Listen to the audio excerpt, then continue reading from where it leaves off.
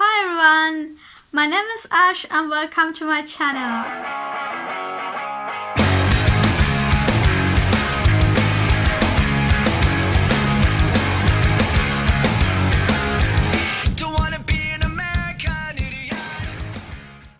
Today I'm going to talk about some challenges that I had to face while traveling with a less ranked passport.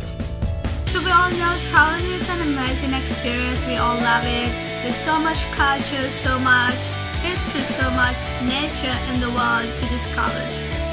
But traveling is not as easy as it seems for some people who are holding a less ranked passport like myself.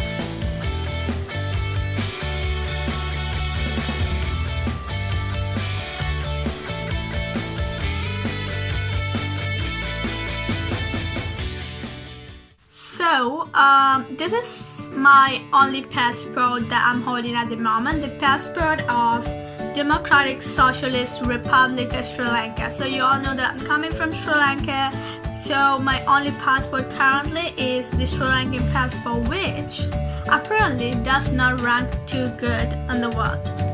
So the Sri Lankan passport ranks among the world's worst 10 passport list in 2017.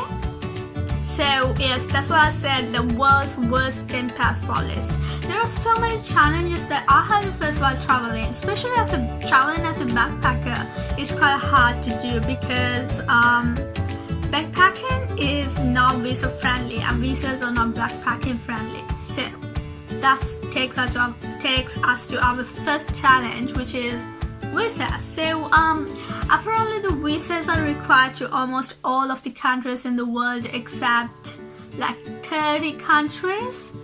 So yes, visas are really not easy to get because it's so much work, and also like for some passports,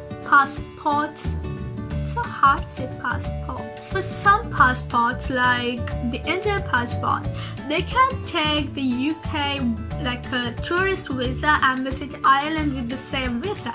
But for Sri Lankans, like chances like that are very limited. So number two is a lot. So it is the supporting documents. So if you need your visa to get granted and to be accepted, you have to prove the visa authorities few facts about yourself. So the number one thing that you have to prove them is that you are not a terrorist, because that's currently is the world's biggest issue. So you have to prove them that you are not a terrorist. Number two, that you're not a criminal. Same. And number three, that you won't stay legally in their country and like try to work in their country and earn money. Number four, that you won't seek asylum on false basis. And number five would be like you want like access to their public funds or hospital funds and stuff. So to prove those facts, you have to like provide some documents, and some are compulsory and some are always, it's good to provide them to get your visa granted or accepted. So some documents, like some of the documents that you have to give them are like return air tickets, accommodation, reservations, and means of transportation, how you get from one place to the other place, especially if you're traveling in Europe. Like if let's say you're going to Barcelona and Paris, like you have to show them how you actually get from Barcelona to Paris. So, and like insurance, like travel insurance, and probably like employee letters, university letters if you're a student, and police checks sometimes, and also medical backgrounds or medical check. So yeah, so there are like so many like documents that you have to supply. But the thing is, like, it's not that hard if you're like taking a tour and if your tour guide book it all, and if you have enough money to spend to get air tickets like beforehand with the really high-end airlines, and if you have enough money to book all your accommodation beforehand, it's not actually that tough. But like if you're backpacking, you know that you don't know what you're doing. You just want to travel until your money just runs out. So yeah, you don't know where you'll be staying. You might be couch surfing or camping for accommodation, or you might be just hitchhiking from Barcelona to Paris, but it's not visa friendly. You cannot do that with the Sri Lankan passport because you have to provide how you get to places. So this is where a tough bit, and it's like the most like painful thing about visas. Like I can spend some money, I can just fill out a form and apply for the visa, but what I hate the most is providing all these documents, because it doesn't like, it's not appealing to me, to the style that I'm traveling, because I just want to book flights as I go. I just want to go to places as I feel like, or like I don't want like book things beforehand or do it like all in advance. So yeah, but apparently you have to do it because if you need your visas to get granted. So it takes us to number, which number is it? Number 3? Yes, number 3. It takes us to number 3, and number 3 is always the additional visa cost. So visas are not free of charge except the Irish visa for Sri Lankan passport holders, but visas actually not free. Like the UK visa at the moment is 150 Australian dollars, and the Schengen visa is 90 Australian dollars. So now, if you really think about it, like $150 is a lot of money. Like you can survive 3 to 5 days in UK as a backpacker with that money. So now you have to spend that money on a visa. Alright, it takes us to number 4, the processing time. So again, like you cannot like just decide and leave, because your visas has to be applied before a certain period of time, and it takes like few days for your visa to be granted. Actually, this depends where you are. Like in Melbourne, like usually the Schengen visa, they say they take about 2 months for Sri Lankan passport holders. Actually, it is quite longer than the other passports. It's longer because we apparently are in like very notorious visa the passport list in most of. 5 is the worst part. Visa refusal or not accepting the documents at all. Number 6, actually this is not about visas, this is actually about the immigration situation. Yes, you'll be asked heaps of questions like, why are you here? Like it's very vivid that we are traveling, but they're gonna ask you, why are you here? And how did you get money to travel? What do you do at home? What do you study? Where do you work? Like when I was taking a train from London to Paris, like at the immigration they asked me so many questions at the train station. So he asked so many questions, and then he just called someone and just verified stuff again. About the worst experience I had was in Singapore.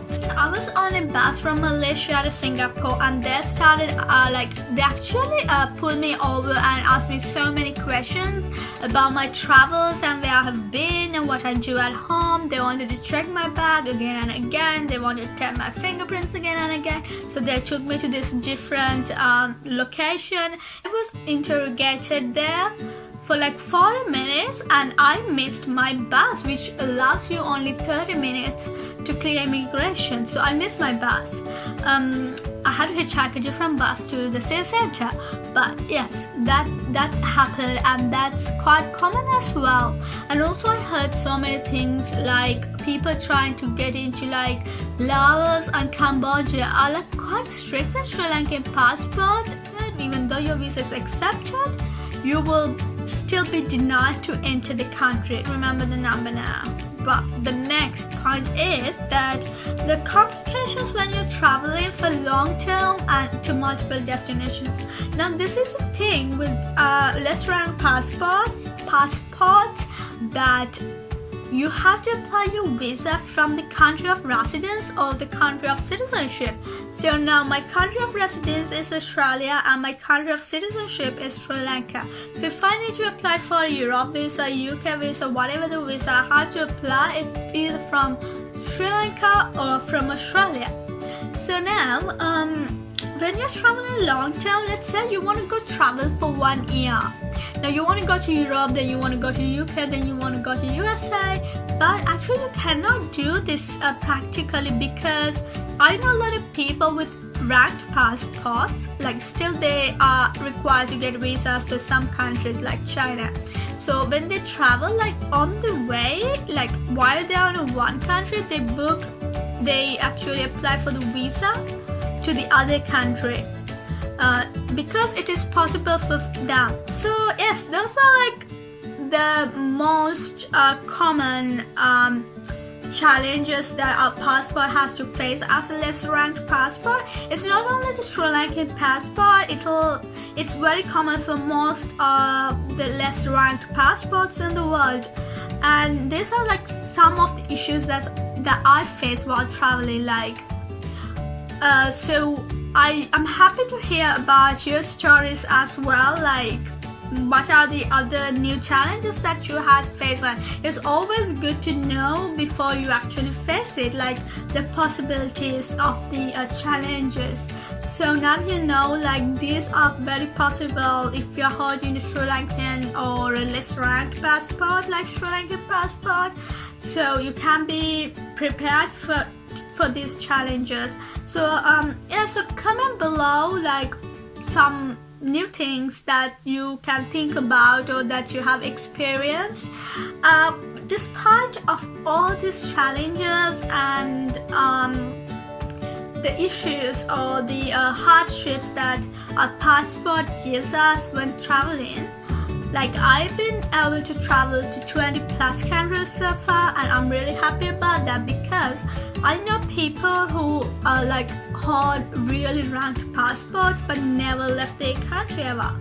But like I'm happy to have traveled more than them with a less ranked passport with so many challenges.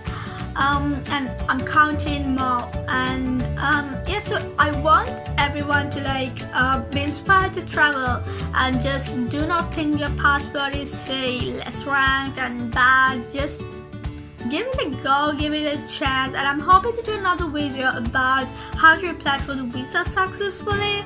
So I hope that I can help you guys in so many ways. I mean, I have a lot of experience applying for visas because I do them all by myself. So yeah, so stay tuned and please share, thumbs up, and comment what you think about this. And I will see you in a new video in a new day.